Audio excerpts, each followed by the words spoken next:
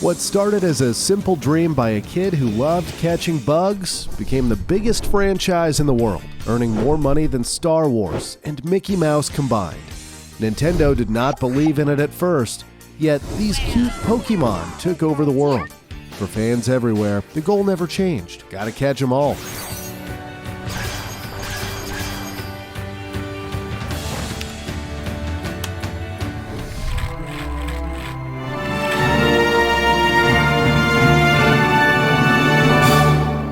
This is the evolution of Pokémon.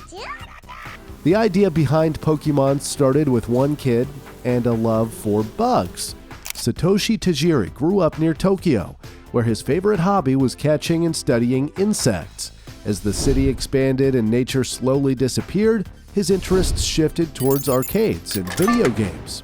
He wanted to bring back the feeling of exploration he had lost. Basically, he missed touching grass. At just 17, Tajiri started a video game magazine called Game Freak. The magazine failed in the late 1980s, but along the way he met illustrator Ken Sugimori and game designer Tsunekazu Ishihara. Together, they turned Game Freak into a game studio. Their first game was Quinty, released on the NES in 1989, known as Mendel Palace in North America. But Tajiri had a legendary idea in mind. The launch of the Game Boy sparked a new idea. With its link cable, players could connect, trade, and share experiences. Inspired by Dragon Quest, Tajiri imagined a game where players collected strange creatures and traded them with friends. The goal was simple: bring back the joy of childhood discovery. Fun fact: while working on his bug-catching game, Satoshi took inspiration from Japan's gachapon toys, the Final Fantasy legend, and the Japanese TV show Ultra 7, where monsters are stored in small capsules and grow when thrown. All these ideas came together in a game called Capsule Monsters. But the game was already trademarked, so it was changed to Pocket Monsters. And just like that, a multi-billion-dollar franchise was born. Pocket Monsters Red and Green launched on the Game Boy in Japan on February 27, 1996. Publisher Nintendo was unsure about the game at first, but Game Freak spent 6 years working with Shigeru Miyamoto, the legend behind Mario and The Legend of Zelda, to bring Pocket Monsters to life.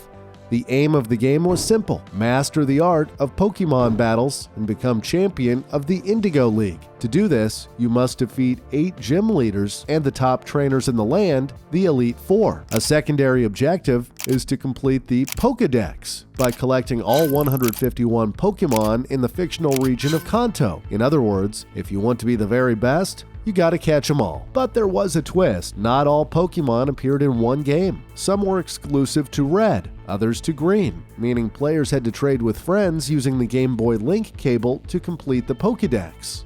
After a slow start, sales of Pocket Monsters Red and Green in Japan totaled over 1 million units by the end of 1996.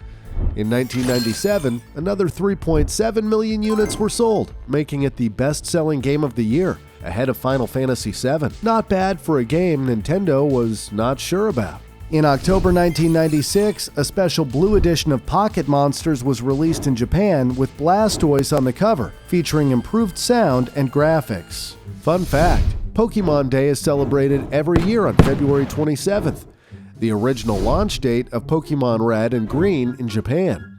Fans around the world tune into a Pokémon Presents livestream, alongside events held worldwide to celebrate Pokémon's birthday.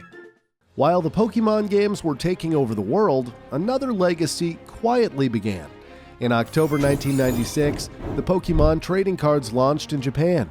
Published by Media Factory, they turned monster collecting and battles into a card game. The first base set had 102 cards, featuring icons like Zapdos, Gyarados, and Mewtwo. When the cards released in the West, some rules were simplified to make the game easier to learn.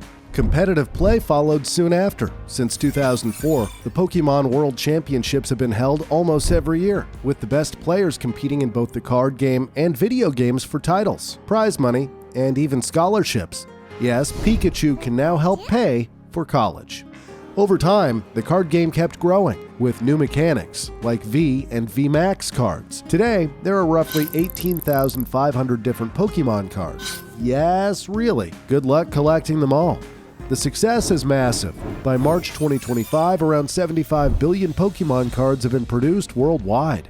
Fun fact, in 2022, a holographic Charizard sold for $420,000. Only 3 cards have sold for more, including the Illustrator Pikachu, which Logan Paul bought for an insane $5 million. And just when you thought it could not get any crazier, he later sold the card, set in a diamond necklace, for a record-breaking $16.5 million. Some people buy villas, other people buy Pikachu with a paintbrush. Before Pokemon games or cards reached the US and Europe, the Pokemon Anime first aired on TV Tokyo on April 1st, 1997. The series followed a 10-year-old trainer named Satoshi, named after Pokemon creator Satoshi Tajiri. Outside Japan, he became known as Ash Ketchum. His goal was simple: to become a Pokemon master. Step 1: leave home forever.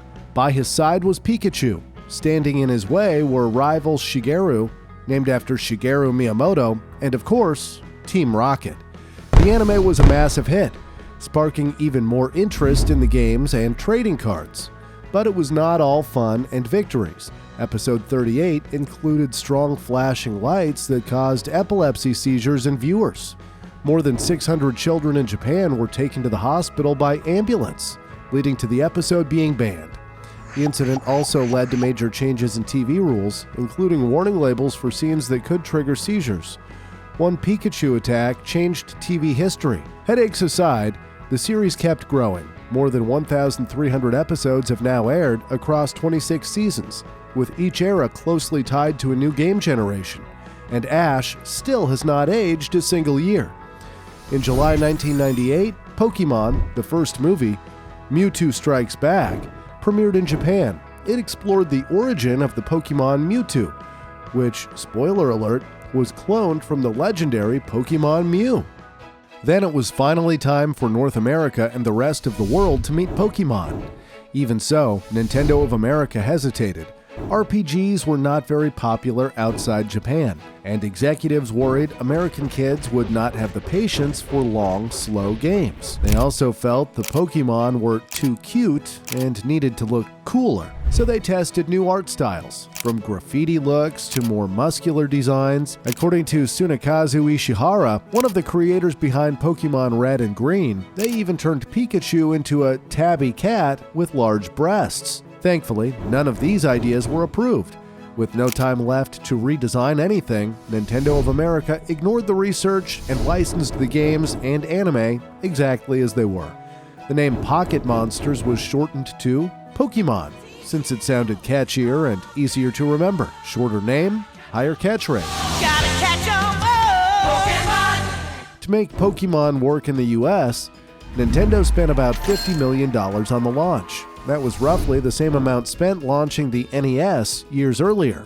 Part of the budget went into small cultural changes. Rice balls became donuts in the anime. The slogan "Gotta catch 'em all" replaced the simpler Japanese line "Get the Pokemon." Characters were renamed too. Satoshi became Ash Ketchum, and Shigeru Ikito became Gario. Another part of the budget helped create one of the most famous TV themes ever, which we unfortunately cannot play due to copyright.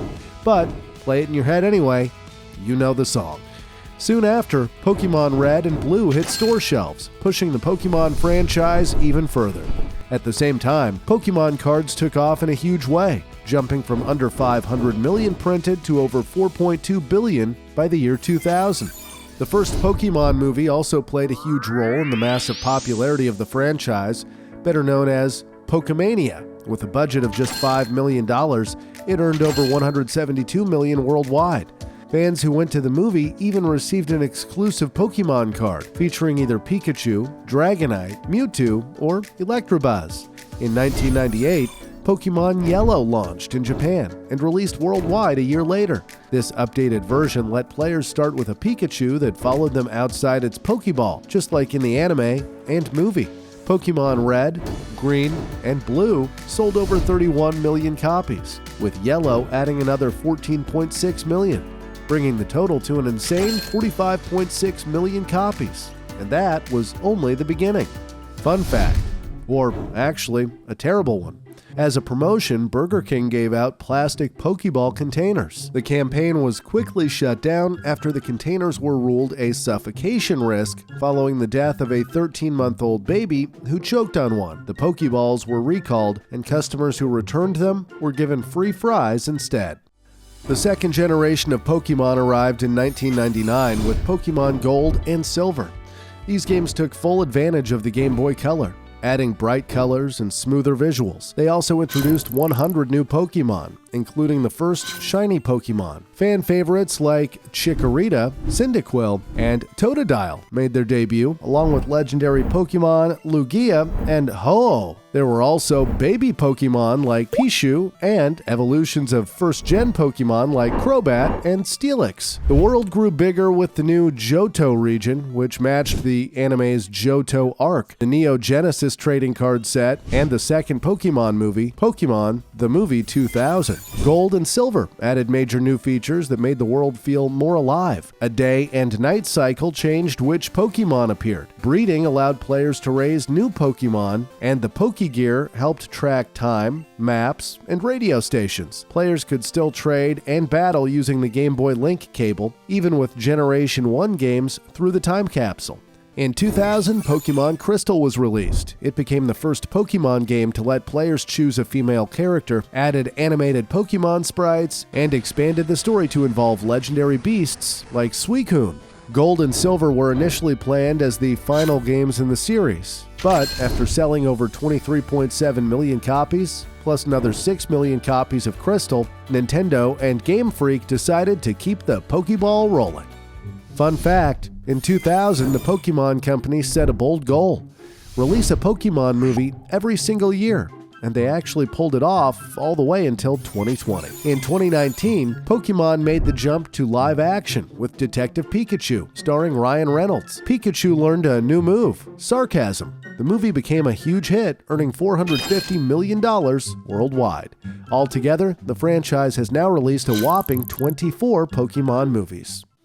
Pokemon's third generation moved to the Game Boy Advance with Ruby and Sapphire. In 2002, it was a fresh start, set in the new Hone region, inspired by Japan's Kyushu Island and mostly separate from earlier games. The games added 135 new Pokemon, including Trico, Torchic, and Mudkip, plus legends like Groudon and Rayquaza, and mythicals Jirachi and Deoxys. The game took a big step forward. Double battles revolutionized gameplay, allowing 2 Pokemon per side to battle at the same time, while dynamic weather boosted certain Pokemon, like water types and rain, and affected the story through events like droughts or floods. In 2004, Fire Red and Leaf Green remade the original games with modern features, helping connect old and new fans. Later that year, Emerald expanded the story and added the Battle Frontier with 7 tough challenges. Pokemon made the jump to the Nintendo DS with Diamond and Pearl in 2006. The DS made a big difference, with online trading and battles through the global trade system, letting players connect and battle with people all over the world. The games also used the touchscreen with tools like Poketech, a Pokemon Watch, and added light 3D environments. They introduced 107 new Pokemon, including Lucario, and the godlike Arceus, which was first locked behind special events. The story took place in Sinnoh and focused on myths, space, and creation. In 2008, Platinum improved the experience with a darker tone, the strange distortion world, and new forms for Pokemon like Giratina. Yet again, Pokemon Diamond and Pearl and Platinum were a huge success, selling over 25 million copies combined.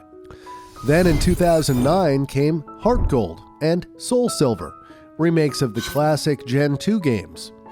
Any Pokemon could now walk behind you, not just Pikachu. They also included the Pokewalker, a small step counter that lets you train Pokemon in real life. That simple idea would later inspire something much bigger.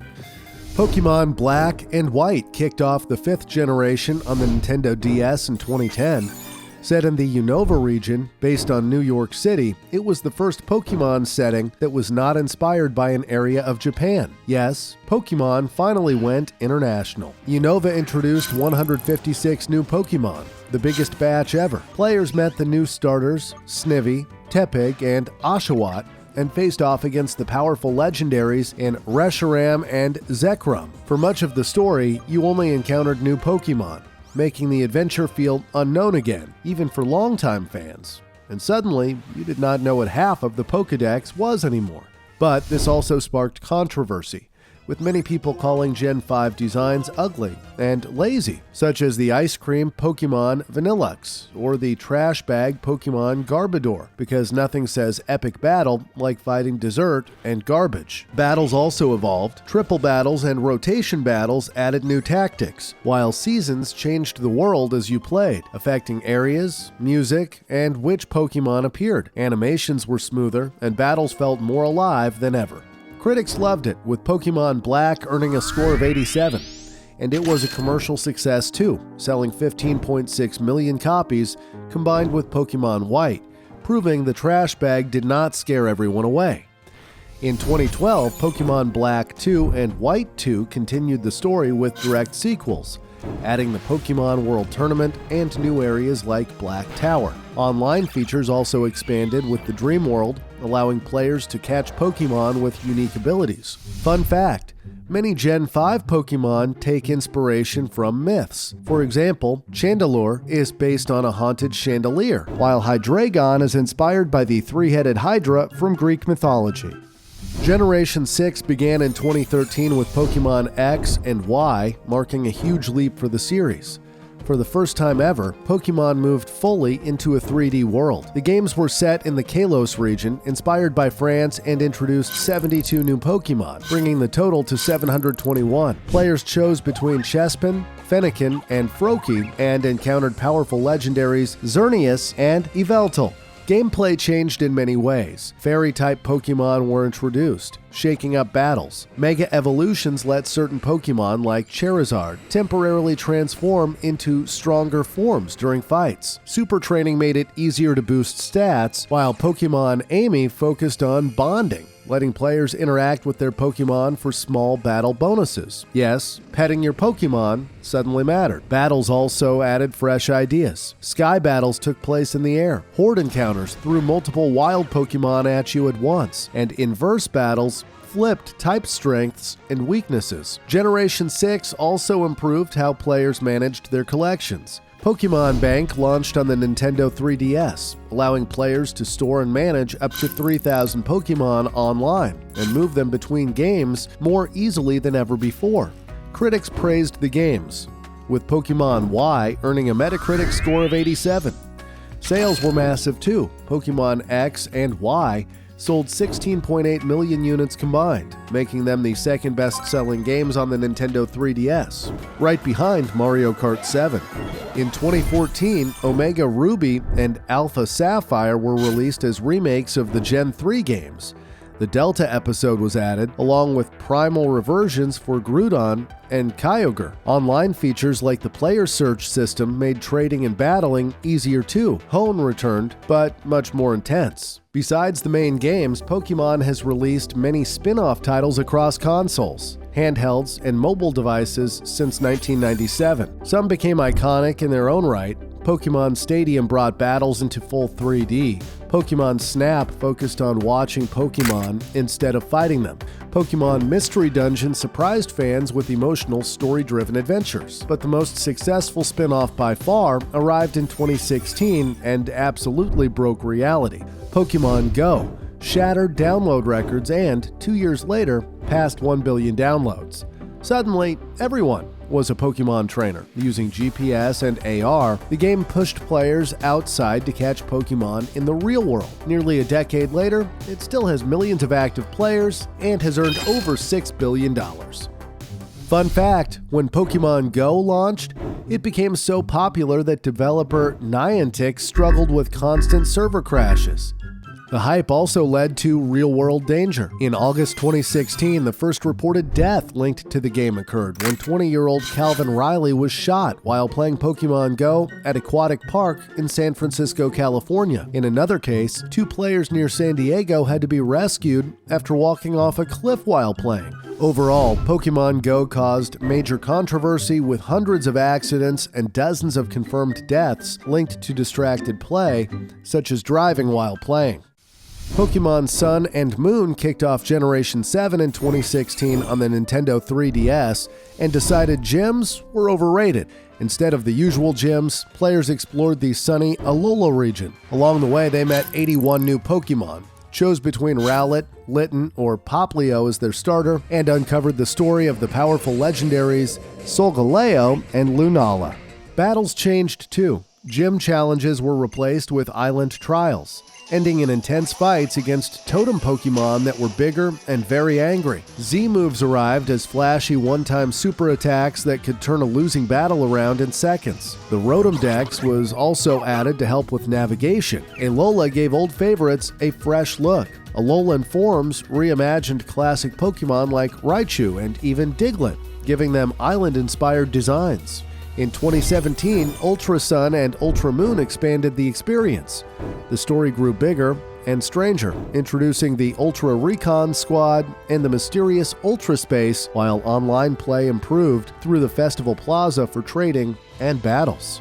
Both Sun and Moon and Ultra Sun and Ultra Moon were commercial successes, selling 25.6 million units combined and earning an estimated $1.2 billion.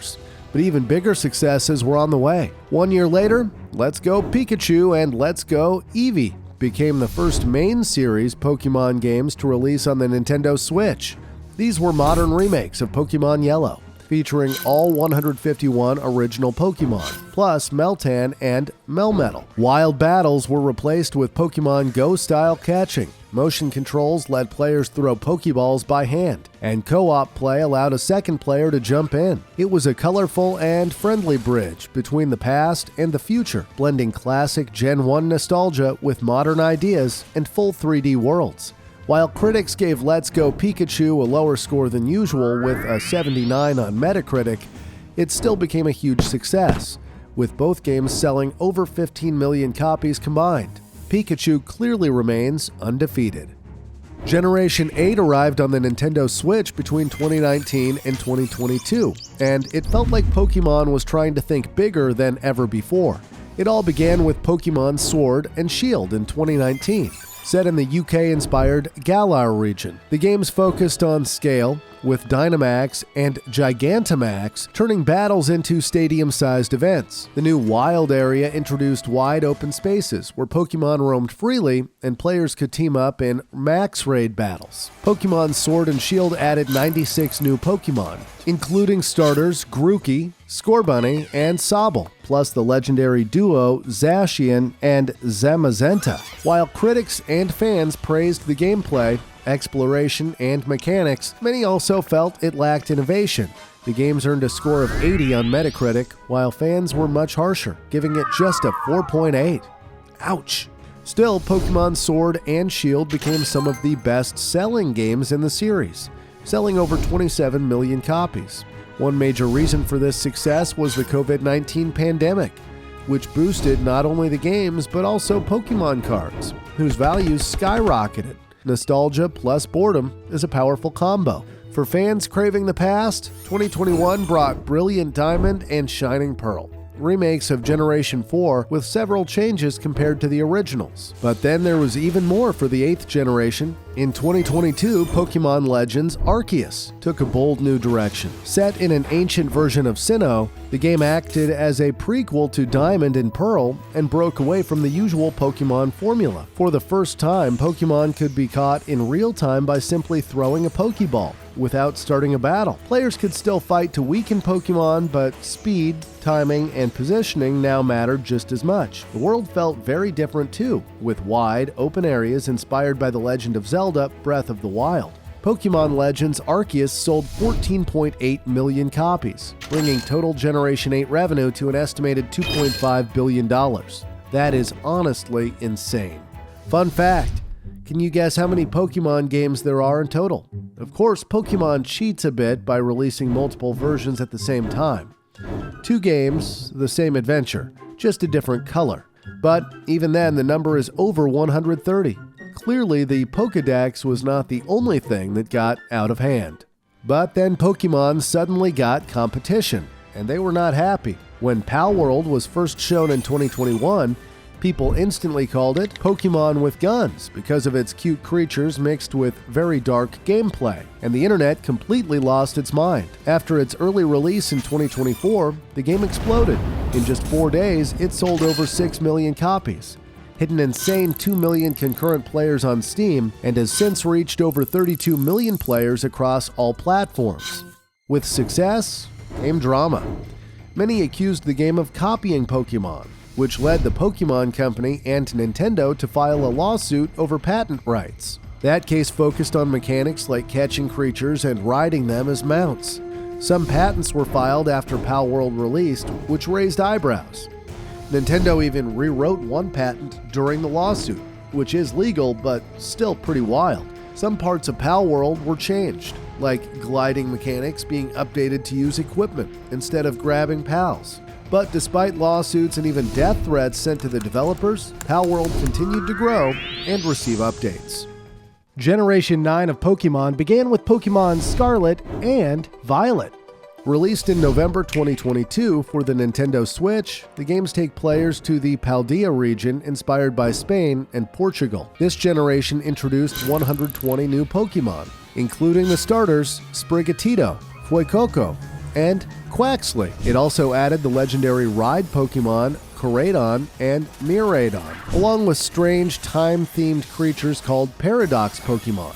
For the first time ever, the franchise officially passed 1,000 Pokemon species, with Goldango becoming number 1,000 at launch. At this point, even Professor Oak would say, that is enough Pokemon. The biggest new battle feature was Terastallization, which allows Pokemon to change type mid-battle for sudden advantages. Instead of following one single story, Paldea offered 3 separate paths: Victory Road, Starfall Street, and Path of Legends. Players could tackle them in any order, and full co-op multiplayer was included from the start. In 2023, the Hidden Treasure of Area Zero DLC expanded the experience with the Teal Mask and the Indigo Disc. These updates added new regions and Pokemon, including Ogerpon and Terrapagos. Despite strong sales, the launch was far from smooth. Pokemon Scarlet received a Metacritic score of 72 and a user score of 3.5, as technical issues sparked heavy criticism.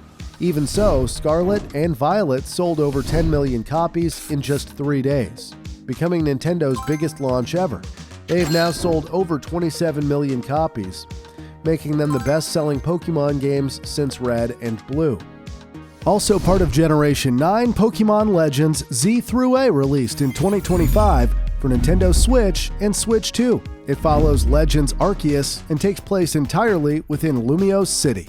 The game keeps real-time battles, allowing Pokemon to move, dodge, and attack based on timing and position. Mega Evolution returns as a core feature powered by energy gained during battles. At night, special events like the ZA Royale turn the city into a high-stakes battleground, basically Pokemon After Dark. The Pokemon franchise shows no signs of slowing down. Fun fact! In March 2026, a spin-off called Pokémon Pokopia was released. In this game, Ditto transforms into a human and starts a new life. Instead of battles, the focus is on crafting, building, and forming bonds with Pokemon. Think Pokemon meets Animal Crossing. And just as we were about to release the Evolution of Pokémon, a brand new trailer dropped for Pokémon's 30th anniversary. It revealed Pokémon Winds and Waves, the start of the 10th generation. The game is coming exclusively to the Nintendo Switch 2 and takes players to a tropical region inspired by Southeast Asia, filled with islands and vast underwater areas waiting to be explored. Even after 10 generations, Pokémon keeps growing, decade after decade. As of March 2025, the series has sold over 489 million copies worldwide, making it the 4th best-selling video game franchise behind Call of Duty, Tetris, and Mario. At the same time, Pokémon is the highest-grossing media franchise of all time, with an estimated $115 billion in total revenue. For comparison, Mickey Mouse stands at $61.2 billion, while Star Wars sits at $46.7 billion. Pokémon is dominating. From a pixelated Game Boy dream to a global multi-billion-dollar empire, this was the evolution of Pokémon. We truly hope you enjoyed this journey. If you want to help us create more evolutions, you can become a member for $5 a month. Members get early access to new videos, and your name is added to the credits. Your support truly makes a difference. Many more exciting evolutions are on the way.